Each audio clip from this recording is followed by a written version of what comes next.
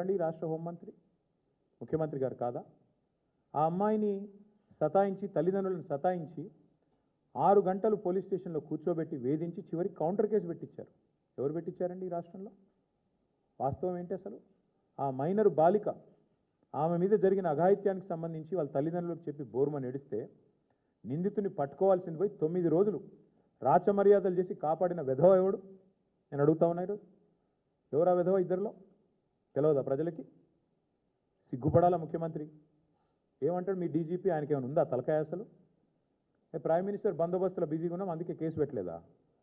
Prime minister బందోబస్తు వచ్చినప్పుడు మొత్తం నేరస్తులందరికీ హాలిడే ఇస్తారా? 3 రోజులుగా సంపుకొనరబోయ్ అని చెప్పి మొత్తం రేవంత్ రెడ్డి గారు చెంచల్ కూడా బ్యాచ్మేట్స్ అందరికీ చెలరేగమని చెప్తారా? ఏం చెప్తున్నావు నాకు అర్థం కాదు. సిగ్గుందా అసలు ప్రభుత్వానికి?